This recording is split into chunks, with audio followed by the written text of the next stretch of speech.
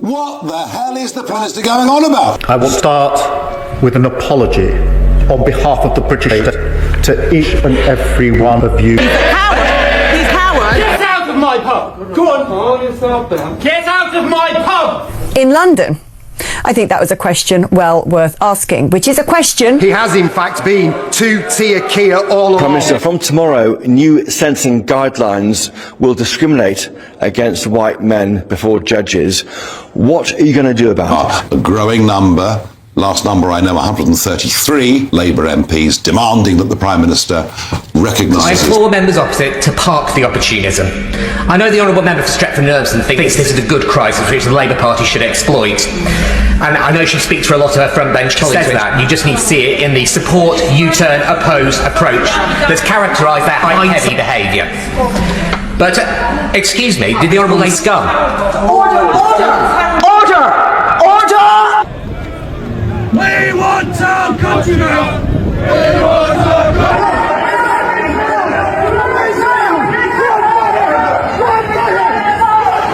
Imagine stepping into power with the world at your feet, only to have it crumble in seconds. Crowds roaring your name like a curse.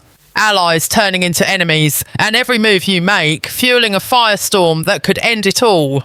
What happens when the Prime Minister's carefully built empire starts to crack under the weight of betrayal, chaos, and unrelenting fury? Buckle up, because this is the story of Keir Starmer's nightmare day, where one wrong step turns a leader into a target. Keir Starmer walked into the heart of power thinking he was in control. But within seconds, the scene outside Downing Street turned into pure chaos. Angry voices pierced the air. Traitor, shame, resign, cutting through the usual political noise like a blade. This wasn't the distant rumble of a few protesters, it was a wall of sound. A boiling wave of fury aimed straight at Starmer. He tried to keep walking, his jaw tight, his eyes fixed ahead, but the insults kept coming, each one louder, sharper, angrier. And then police moved in. Officers flanked him on both sides, shielding him from the surging crowd. Phones were raised, filming every second. The chants grew into a roar. The man who just weeks ago was smiling confidently in Parliament was now being rushed to safety under heavy guard. Starmer had been warned. Reports had filtered in for days. Growing unrest, rising anger, deep resentment brewing both in Parliament and on the streets, but he brushed it off. To him, it was just political background noise. After all, he was the Prime Minister. This was Downing Street, his territory. He believed that whatever criticism he faced could be drowned out with carefully chosen words, staged appearances, and friendly media headlines. What he didn't realise was that this wasn't the same Britain he'd been speaking to in the Commons. This was a raw Britain. The Britain that had run out of patience, and now even King Charles is also fierce. The protest started small, 24 voices shouting from across the street, but within minutes it swelled. Flags were waved, placards slammed against metal barriers, and the air filled with chants that cut through every police order. "Star out, you sold us out!" The insults weren't vague. They were personal, sharp, and laced with a deep sense of betrayal. This wasn't just political opposition. This was rage from people who once thought they could trust him. Some of them had voted Labour all their lives. Now they were spitting his name like a curse. Inside, advisors were already on edge. Earlier that morning, footage had gone viral from the Commons, a fiery exchange where Kemi Badenoch had eviscerated Starmer in front of the nation. No soft language, no political pleasantries, just a full-scale demolition of his credibility. She called him a coward who silences truth-tellers and hides behind slogans. Every clip, every sound bite, every furious glare was now looping across social media. And people believed it because they'd seen it for themselves. They remembered Rosie Duffield. They remembered Brexit flip-flops. They remembered every time Starmer had dodged a question about immigration, tax, or law and order.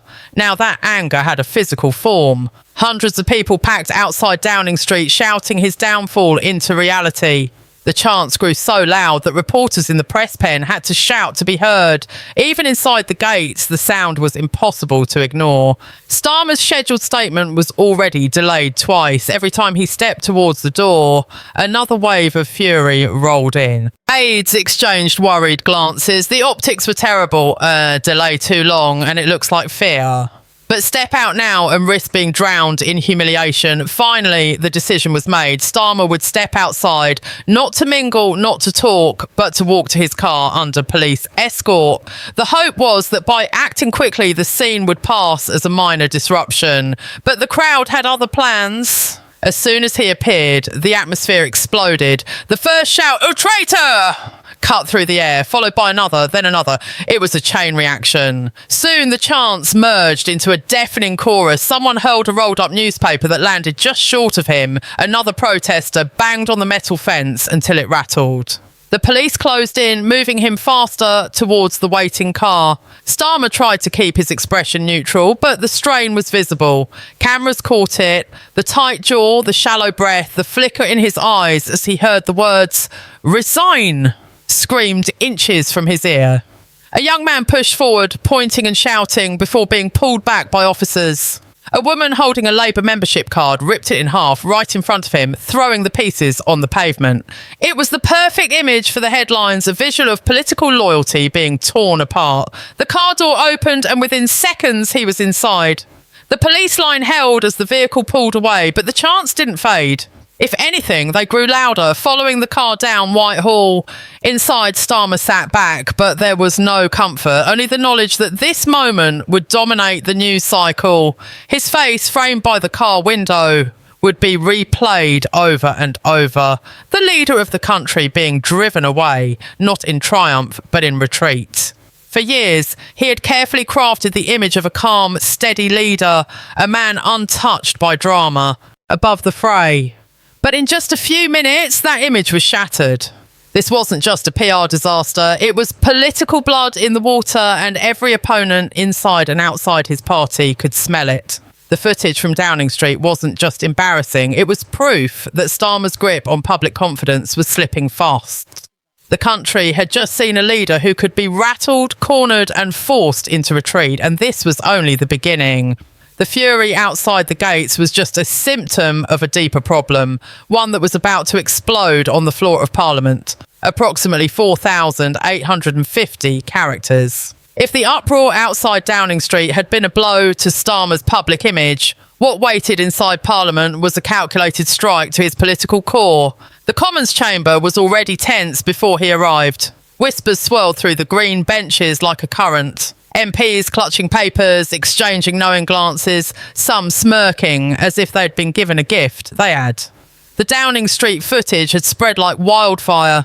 By the time Starmer took his seat, every member in the chamber had either seen it or heard about it. The Prime Minister, who prided himself on composure, was now the man escorted away like a security risk. And his opponents were sharpening their blades. It began with a question seemingly routine about his government's handling of the economy, but the tone was anything but ordinary. The MP speaking didn't just challenge his figures, he went after his credibility. The Prime Minister talks about fiscal responsibility, he said, his voice dripping with sarcasm. But perhaps he could explain to this House why the only thing he's managed to balance lately is the number of police officers required to protect him from his own constituents. The jab landed hard. Gasps and muffled laughter rippled through the chamber. Starmer tried to respond, but before he could finish his first sentence, heckles erupted from the back benches. "Traitor!" one voice shouted. "How's the protest going, Prime Minister?" came another. Then Kemi Badenoch rose to her feet. It was the moment everyone had been waiting for. She didn't waste time with polite formalities. Her words came like a volley of gunfire, direct, deliberate and merciless. "This is the man," she began, pointing squarely at Starmer, who claims to defend the right to free speech, but sacks his own MPs for telling the truth. "This is the man who lectures the nation on stability while presiding over chaos outside this building and inside his own party. And this is the man who, faced with public anger, does not stand and face it like a leader, but hides behind police lines and tinted car windows." The chamber fell into a stunned silence for a moment, not out of respect, but anticipation. Everyone knew she wasn't finished. The British public, she continued, deserve more than a leader who folds at the first sign of confrontation. They deserve more than a man who promises integrity but delivers cowardice. And they certainly deserve more than someone whose only consistency is his inconsistency. Brexit one day, Brussels the next. Tough on immigration in speeches, soft in secret deals, condemning Trump for years, then shaking his hand the moment it's convenient. Starmer's face hardened. He gripped the dispatch box as if holding it tighter could anchor him.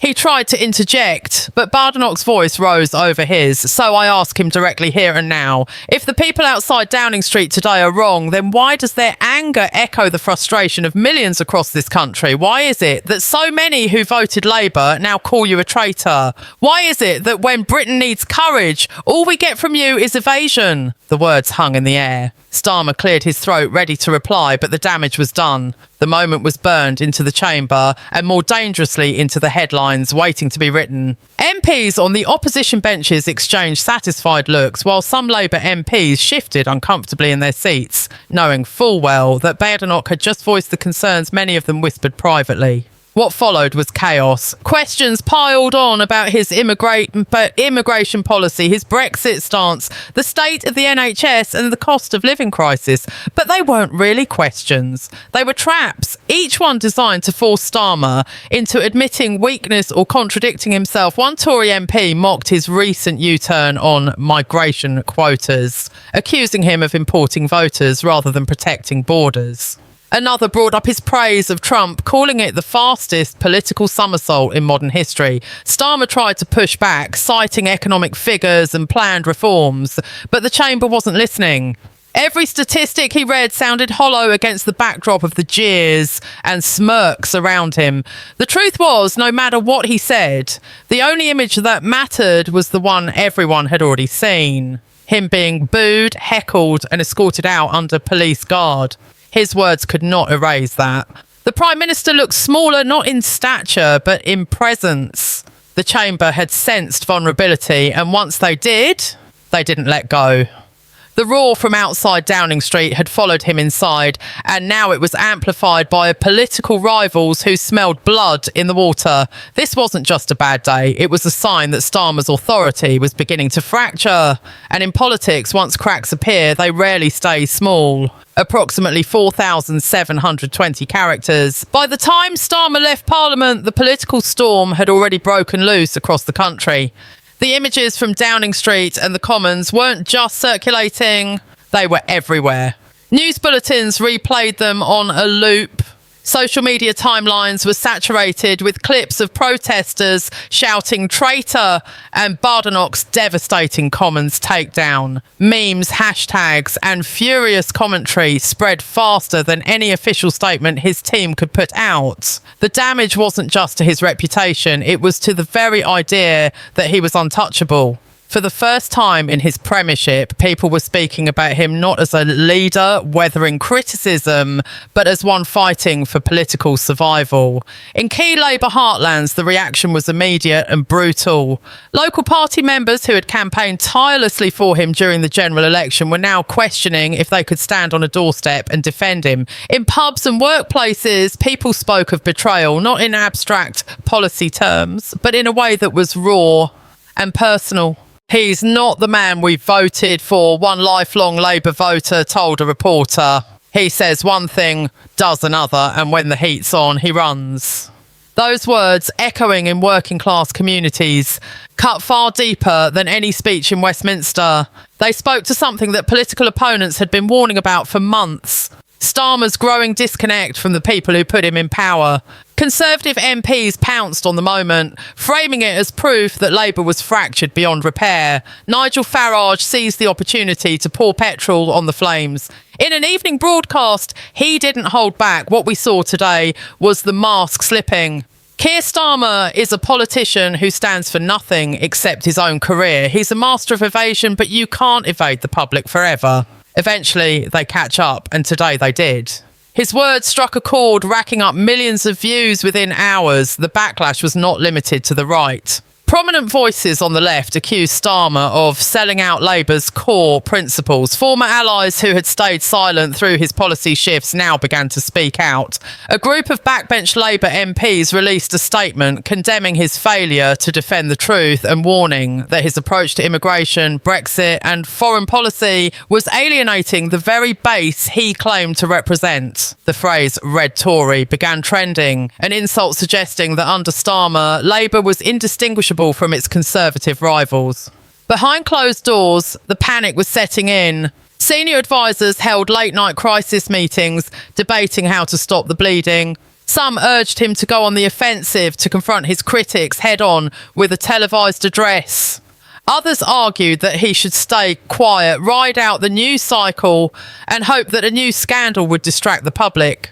But no one could deny the truth. This wasn't going away. The fury had momentum, and momentum in politics can be fatal if it moves in the wrong direction. Making matters worse, the protests weren't isolated. Reports began coming in from Manchester, Birmingham and Newcastle. Crowds gathering outside Labour offices, waving signs, chanting, demanding answers. This wasn't the usual fringe free activism. These were working class voters, union members, people who had campaigned for Labour their whole lives. They weren't just angry, they were done. Done with promises that never materialised. Done with leadership that seemed more concerned with EU relations than with the cost of living crisis hitting their own communities. The media smelled blood. Headlines grew more savage by the hour. Starmer on the ropes, PM booed off the streets. Labour civil war looms. Editorials questioned whether his leadership could survive the week. Talk show hosts replayed the worst moments of the Commons exchange, pausing to dissect every flicker of discomfort on his face. Political commentators spoke in the language usually reserved for leaders in the final days of their tenure. Through it all, Starmer remained publicly silent. His team issued carefully worded statements about respecting democratic dissent and remaining focused on delivering for Britain. But the words felt hollow against the backdrop of the footage that had burned itself into the nation's mind. Every minute he stayed silent, the narrative solidified. He was a leader in retreat, a man who could be rattled into silence by the people he was meant to serve. What Starmer didn't yet know was that the worst was still to come. The opposition was preparing its next move, not just in Parliament, but on the streets, in the media, and within his own party. The crisis had begun as a PR disaster. Now it was morphing into something far more dangerous, a fight for the survival of his leadership itself. Approximately 4,810 characters. The noise outside Downing Street was still roaring when Starmer finally managed to escape the Commons. But the escape was not a victory, it was a retreat. Every step from Parliament to the waiting car was heavy, surrounded by police officers forming a human wall around him. Cameras flashed, phones recorded, and the chants followed him like a shadow.